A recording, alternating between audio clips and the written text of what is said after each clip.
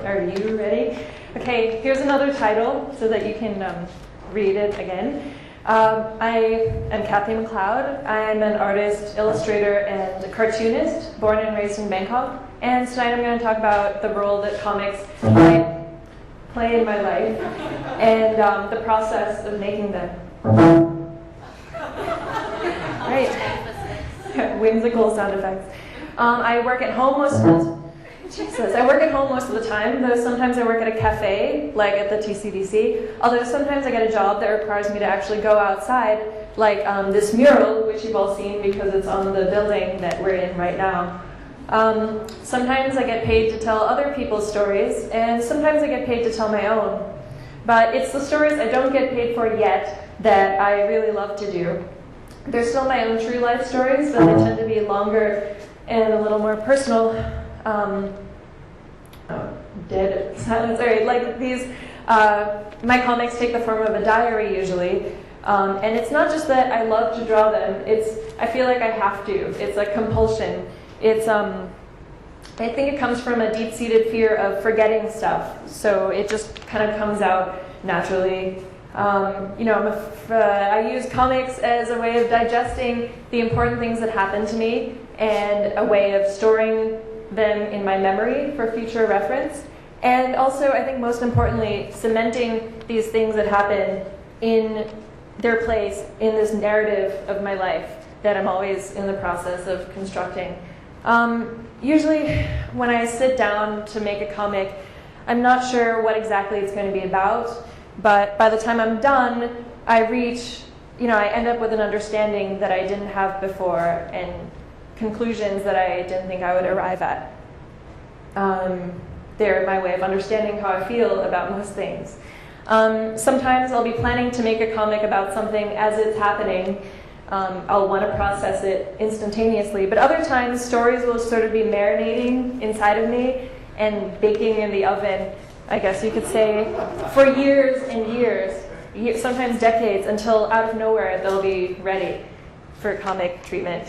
And I've always kept a diary ever since I was about 10 years old, and now I have like this huge box at home that's just full of them, and it's great like raw material for comic making. This is based on my diary from 6th grade.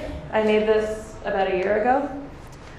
The first time I drew a comic that was about myself, I was 10 or 11, and I was really upset with my dad. I was convinced that he loved my sister Jenny more than me, and so I made a comic about it, and I passive-aggressively put it under his door. But I think he found it kind of amusing because he wrote his own comic in response. And this is not the actual comic, it's a reproduction. But like at the time, I really didn't know how else to deal with my jealousy than to make a comic about it. But I found that the comic was a much better way of expressing my feelings than like throwing a tantrum. I felt like it made him understand how I felt, but at the same time it made him laugh. Basically, I figured out that you can use comics as a way to like smuggle these tricky and unpleasant feelings into like a light and endearing package that's easy to digest. I think you can say you can define my work today by this tactic, This is the sadness bear, for example. It's a little guy that who appears when I'm at a bad party for too long.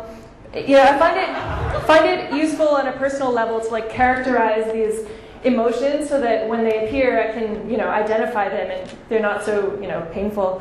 I don't know if you guys can read this, but I wasn't always sure that I wanted to do this with my life. I still go back and forth on these two things, which is, maybe I'm not so good at it and I should just get a real job. And then I go, no, I don't want a real job. I just want to draw pictures. So, I struggle with that every day. But I've amassed a pretty huge amount of comics in the past, 2 years alone. Not to brag, but I just, I don't know, I feel like I should do something with them. I have a blog that I put them on, and it has a modest readership, but I really would like to have them contained in a physical object that's separate from me. And I like the idea of my life's work being contained in an object that you can throw at someone and hurt them. But I just feel like it's an essential part of my process for these things to be out in the world where people can actually pick them up and I think that deep down, something that I'm really afraid of is that I'm really alone deep down, and no one will truly understand me. As the sadness bear likes to tell me, although that's not the sadness bear, it's the violin bear. They're different. But to combat that fear and to make it sort of tolerable, I try to recreate what I experience, as best as I can, in the hopes that, when I put it out there, someone will find it. And, sorry, I haven't, breathed this whole time.